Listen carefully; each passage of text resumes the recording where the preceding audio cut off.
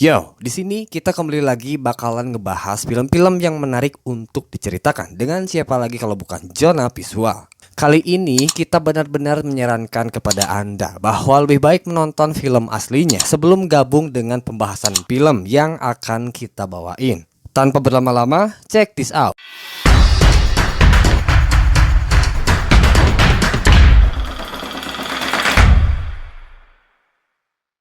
Oke, di sini kita bakalan langsung memantau situasi di dalam rumah sakit tempat di mana Raquel dan tim kepolisian menaruh sebuah jebakan yang diperuntukkan untuk profesor. Dari layar monitor, Raquel memonitori langsung kronologi situasi di dalam rumah sakit. Tiba-tiba seorang badut masuk ke dalam sana lalu diikuti oleh badut lainnya sehingga membuat konsentrasi kepolisian buyar seketika. Oiga, ha entrado un payaso.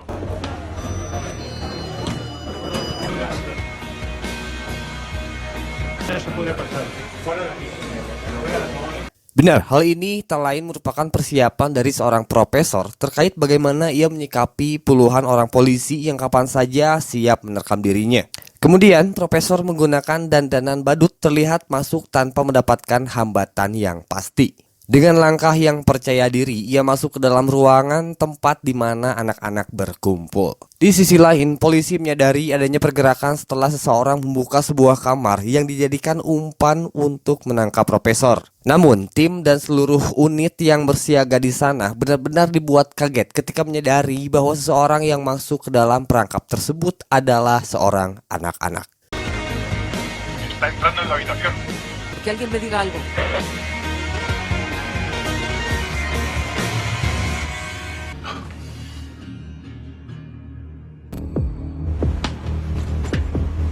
Terlepas dari keberhasilan profesor mengelabui kepolisian, para perampok saat ini sedang dilanda permasalahan yang cukup serius. Bermula pada saat Denper sedang membagikan makanan kepada Arturo dan kawan-kawan. Tanpa sepengetahuan Denper, Arturo telah siap dengan senjata untuk menerkam Denper dari belakang. Langsung saja Arturo mengeluarkan senjatanya lalu dibalas oleh Denper. Namun sayang, Denper tak menyadari bahwa pistol yang dimiliki olehnya telah ditukarkan dengan senjata palsu. Dengan begitu, jelas Arturo berhasil memegang kendali. Estamos en la hora del recreo, venga, todo el mundo sentado. A ti te recuerdas increíble. Arturito. Uno. Yo, que te des la vuelta. Vamos, venga, rápido. Sementara Denper dihadapkan dengan situasi tersebut, Nairobi dan Berlin menghampiri Rio untuk mengabarkan sebuah kabar baik bahwa profesor akan berusaha untuk membebaskan Tokyo. Mendengar hal itu, Rio seakan memutuskan untuk kembali memihak dan langsung saja ia membocorkan rencana pelarian diri yang akan dilakukan oleh Arturo dan kawan-kawan. Tepat di depan pintu gedung, Arturo sambil mendekap Denper meminta kepada Monica untuk segera membukakan pintu tersebut. Dengan cepat, Monica segera memencet tombol pintu tersebut, namun hal itu tak berhasil meskipun telah diupayakan berulang-ulang kali. Rupanya hal ini berhasil digagalkan berkat pergerakan Rio menyabotase pintu tersebut melalui jaringan komputer. Tak lama dari situ, seluruh geng perampok mulai bertangan mencoba menengahi kejadian tersebut. Namun tak disangka-sangka Monica berhasil melumpuhkan Arturo dari belakang sehingga dapat diartikan upaya para sandera untuk melarikan diri sirna di momen itu juga. En su puta vida. Berlín. Abrirme la puerta. Vale. Aquí nos...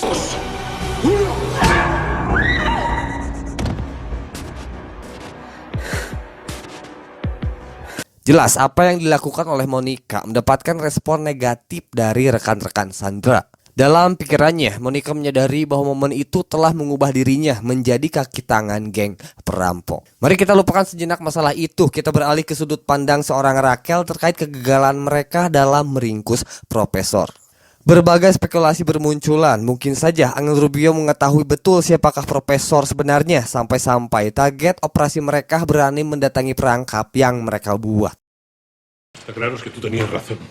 Ese hijo de puta ha intentado incluso estuvieran cara a cara. Sujeto para conseguir esas pruebas. Es posible que... Hal ini rupanya membuat Raquel kelelahan sehingga ia memutuskan untuk melupakan pekerjaannya sejenak dengan mengajak sang pacar ngopdar di kafe Hanoi. Singkat cerita, Raquel tiba di kafe dan langsung dihampiri oleh seorang pelayan.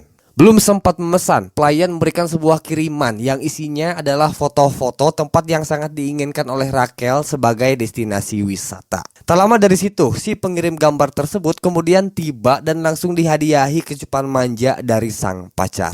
Otomatis pembicaraan langsung mencair, tapi di sini Raquel terlihat agak murung dengan pekerjaannya yang hingga saat ini tak kunjung usai. Sebagai pria yang sayang pada pacarnya, Salpa memberikan semangat agar Raquel selalu bisa menghadapi segala rintangan. Ketika Profesor asik bicara membincang rencana liburan mereka, tiba-tiba Raquel tersentak meneliti pakaian yang saat itu digunakan oleh sang pacar. Ia berdalih pergi ke kamar mandi, padahal di sana ia menghubungi Suarez mencoba memastikan apakah pakaian yang digunakan Salpa memiliki kesamaan dengan badut yang sebelumnya ada di rumah sakit. Seketika ia sadar dan yakin bahwa Salpa adalah profesor yang selama ini ia cari-cari. Agar lebih memastikan lagi, ia menghubungi Alberto untuk mencari tahu kronologis perkelahian yang terjadi antara Salpa dengan Alberto. Dengan jelas, Alberto memastikan bahwa pada saat itu ia dibuat pingsan oleh Salpa dan tak sedikit pun ia berhasil melukai Salpa. Setelah benar-benar yakin, Raquel kembali menghampiri Salpa dan mengajak sang pacar ke kamar mandi dengan dalih memberikan kejutan. Di sanalah Raquel mulai beraksi dan seketika Profesor kembali menjadi tawanan Raquel. Kali ini bukan hanya tudingan saja, Raquel menegaskan penahanan Salpa atas kerjasama dalam perampokan di Badan Percetakan Uang Spanyol. Oke, sebelum melihat bagaimana Raquel menginterogasi Profesor, kita kembali ke dalam gedung menyaksikan kemarahan geng perampok khususnya Helsinki atas percobaan pelarian diri yang dilakukan oleh Arturo. Helsinki si prajurit perang menggiring Arturo layaknya ia menggiring kelinci untuk dijadikan percobaan. Kali ini Helsinki benar-benar marah dan ingin membuat Arturo sangat menderita. Tanpa ampun, Arturo diikat menggunakan sebuah peledak di mana jika ia mencoba melepaskan, maka seketika Arturo akan berubah menjadi debu. Di tempat yang berbeda, terlihat kegelisahan seorang Monica setelah tindakan yang ia lakukan berimbas kepada kemarahan rekan-rekan Sandra. Atas tindakannya itu, posisi Monica di sini semakin tak jelas apakah dirinya kini telah menjadi bagian geng perampok atau masih berada di pihak Sandra. Mau bagaimanapun, tindakan yang dilakukan oleh Monica dianggap sebagai pelanggaran hukum. Maka bukan tidak mungkin setelah perampokan berakhir, Monica berada di ambang-ambang pengadilan dan hukuman penjara. Beruntung di sini Denver memasang badan dan tak membiarkan hal itu terjadi. Oleh sebabnya, di titik ini Denver menganggap Monica telah menjadi bagian dari geng perampok. Sama halnya dengan Helsinki, Nairobi berbicara di depan para Sandra seakan tak habis pikir dengan pengkhianatan yang dilakukan oleh rekan-rekan Sandra. Adapun itu, Nairobi jelas merasa dikhianati karena pada dasarnya ia telah mencoba jujur dan terbuka untuk mendapatkan kepercayaan rekan-rekan Sandra. Tak sanggup dengan beban ini, di momen itu Nairobi melepaskan kembali tugas kepemimpinan yang sepatutnya dipegang oleh seorang Berlin. Tanpa banyak basa-basi, kali ini Berlin bertindak tegas dengan menugaskan sebuah pekerjaan untuk menggali terowongan. Karena apabila tidak, ia mengancam akan melakukan mereka sama seperti apa yang telah didapat oleh seorang Arturo. Sehubungan dengan penggalian terowongan, kepolisian menyadari adanya pergerakan seismograf yang terdeteksi dari dalam gedung. Menyikapi hal itu, Suarez meminta kepada unit bawah tanah untuk bersiaga dan menggali informasi mengenai di manakah titik keluar yang akan dijadikan jalan keluar bagi para perampok. Lain dari hal ini, kita berfokus kepada pembahasan lain terkait keretakan hubungan asmara yang terjadi antara Raquel dengan Profesor. Raquel bersikap profesional meskipun ia telah merasa bahwa dirinya telah dikhianati oleh sang kekasih. Di sore itu, Raquel membawa tahanannya yakni Profesor ke rumah pengasingan untuk dimintai keterangan. Tanpa mempersulit situasi, di sini Profesor langsung jujur mengiyakan bahwa dirinya adalah Sergio Marquina atau yang lebih dikenal oleh Raquel sebagai Profesor. Jelas Raquel terlihat sangat marah karena ternyata orang yang selama 5 hari ini berbicara dengannya melalui telepon itu tak lain adalah pacarnya sendiri. Sergio Marquina yang dikenal dingin secara emosional mengeluarkan kata-kata yang berhasil membuat Raquel tertegun sekaligus marah. Ia memberitahu bahwa seluruh kejadian yang telah berlangsung memang termasuk ke dalam rencana yang telah diatur oleh dirinya. Tapi dalam kasus percintaan ini sama sekali di luar variabel dan memang muncul dengan sendirinya.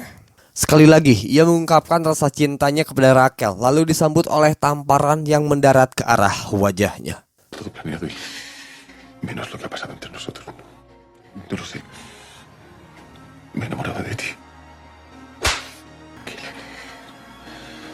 Me he enamorado de ti. Terlepas dari itu, kita dihadapkan dengan persoalan lain terkait nasib seorang Tokyo di mana ia hanya tinggal menunggu waktu saja sebelum merasakan pahitnya suasana jeruji besi. Tokyo digiring oleh 3 orang polisi, kemudian OTW menuju penjara terdekat menggunakan 1 unit PAN. Uniknya, penjahat sekelas perampok Badan Percetakan Uang Spanyol tak memiliki penjagaan tambahan dan hanya berisikan 4 orang petugas kepolisian saja termasuk supir. Tak hentinya, Tokyo berharap menunggu sang malaikat penjaga menyelamatkan dirinya dari semua ini. Benar saja, selang beberapa waktu semenjak tancap gas, PAN yang mengangkut Tokyo tersebut diikuti oleh 1 unit sedan. Sebelum kita melihat bagaimana kronologis penyelamatan Tokyo, kita kembali ke dalam gedung memperlihatkan percakapan antara Ryo bersama Berlin. Ryo yang penasaran dengan bagaimana Profesor menyelamatkan Tokyo dikasih tahu oleh Berlin bahwa Tokyo akan dijemput oleh 4 orang rekan Profesor yang berasal dari Serbia. Masih soal Tokyo, beberapa waktu lalu Ryo dan Tokyo pernah berbincang membahas sebuah antisipasi bila mana mereka terpisah oleh kejadian darurat. Jika benar salah satu dari mereka katakanlah berada di luar gedung, maka mereka diharuskan untuk menghubungi nomor telepon milik Allison Parker.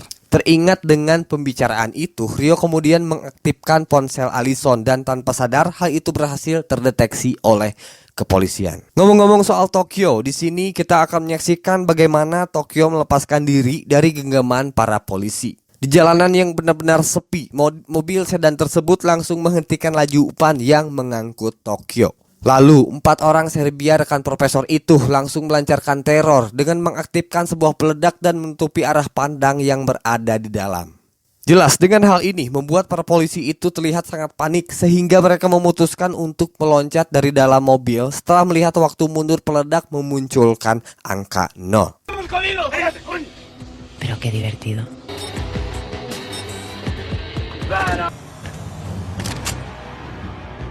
Pada akhirnya, polisi itu mengaku kalah dan dengan demikian Tokyo berhasil dibebaskan. Harás mí, tú mueres. Si tú sueltas, chico. Sementara itu, Denper menyuruh kepada Monica untuk membuat paspor, berjaga-jaga apabila setelah bebas Monica akan ikut bersama Denper. Yang menjadi perhatian di sini, Moskow seolah menunjukkan bahwa dirinya tak setuju apabila sang anak menjalin hubungan dengan Monica. Hal itu disambut kurang baik oleh Denper sehingga percocokan di antara mereka pun tak terhindarkan. Dalam hal ini, Moskow memiliki alasan mengapa ia tak ingin Denper segampang itu mencintai seorang wanita. Jadi gini, Moskow adalah seorang ayah yang mengurus Denper dari kecil seorang diri. Sampai saat ini, Denper mengetahui bahwa ia telah ditelantarkan oleh sang ibu sehingga ia tak pernah merasakan kasih sayang ibunya. Seumur hidup, Moskow membuat Denper percaya bahwa ibunya adalah orang jahat. Nah, di momen itu, Moskow terpaksa harus jujur dan menceritakan kenangan pahit yang pernah ia alami di masa lalu. Suatu ketika, Moskow dihadapkan dengan 2 pilihan, yakni memilih hidup bersama sang istri atau menyelamatkan sang anak. Ibu dari Denper beberapa kali kedapatan memakai heroin meskipun kondisi keuangan pada saat itu sedang memburuk. Tak mempunyai pilihan, Moskow memilih menyelamatkan Denper dari keterpurukan dengan meninggalkan sang istri tanpa jejak. Mendengar penuturan Moskow, Denper terlihat sangat emosional dan menyayangkan sikap sang ayah. Atas kekecewaannya itu, kemudian terlontar kata-kata dari mulut Denper yang mengatakan bahwa setelah perampokan ini berakhir, mereka bukan lagi sebagai anak dan ayah. Kita beralih ke tempat lain di mana Raquel baru saja kembali ke rumah pengasingan dengan membawa sebuah mesin pendeteksi kebohongan. Beberapa pertanyaan pun langsung dilontarkan terkait beberapa hal, mulai dari siapakah pemilik ide perampokan, lalu penyebab kecelakaan Angel Rubio, dan masih banyak lagi. Uniknya, mesin tersebut tak menunjukkan adanya kebohongan sehingga membuat Raquel tak puas dengan jalannya interogasi.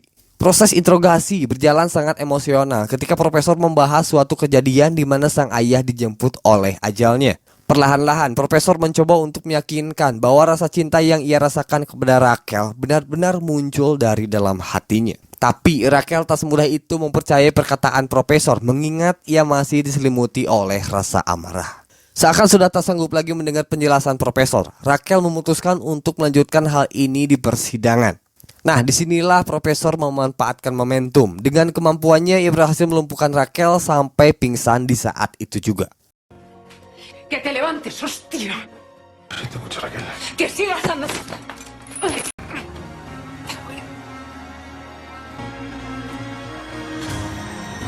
Terkait dengan bebasnya seorang Tokyo, Suarez ditelepon oleh badan pengawas bahwasannya mereka kehilangan kontak iring-iringan yang membawa Tokyo. Padahal kenyataannya Tokyo telah berhasil bebas dan saat ini tengah menunggu instruksi dari Profesor. Tokyo diperlengkapi oleh sepeda motor agar ia bisa leluasa memasuki wilayah perkotaan. Sesampainya di tengah kota, Tokyo menghubungi Profesor karena rencananya ia akan berlindung di hanggar bersama Profesor. Namun masalahnya Profesor tak merespon panggilan telepon sehingga memaksa Tokyo harus berimprovisasi. Di saat yang bersamaan, polisi saat ini telah melakukan pencarian setelah mengetahui bahwasannya Tokyo berhasil kabur. Hal itu membuat Tokyo terdesak mengingat satu-satunya tempat persembunyiannya adalah hanggar. Dalam keadaan sedikit panik, ia mengendari motornya tersebut tanpa mengetahui di manakah tempat yang akan ia tuju. Sepersekian detik, akhirnya ia membulatkan tujuannya kepada satu tempat yang dikatakan memiliki penjagaan paling ketat di seluruh Spanyol.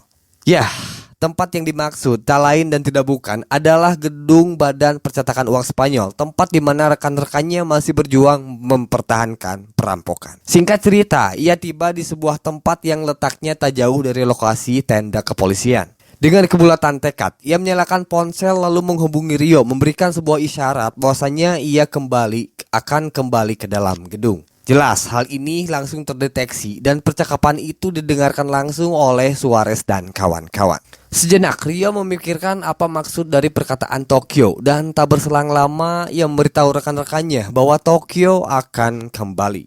Di luar sana, Tokyo mulai memasuki area tenda polisi di mana hal itu mengundang kecurigaan para polisi yang berada di sana.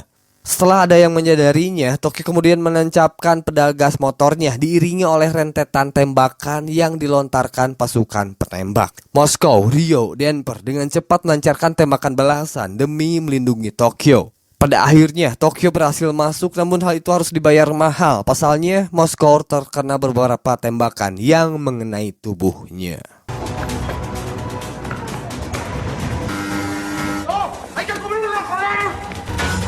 ¡Cuidado!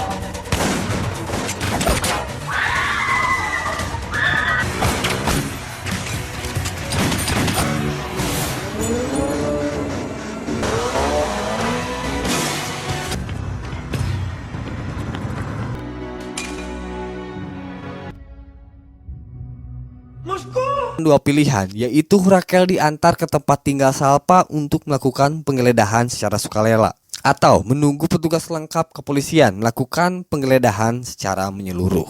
Sekian dulu untuk episode ini, kita ketemu lagi di video selanjutnya.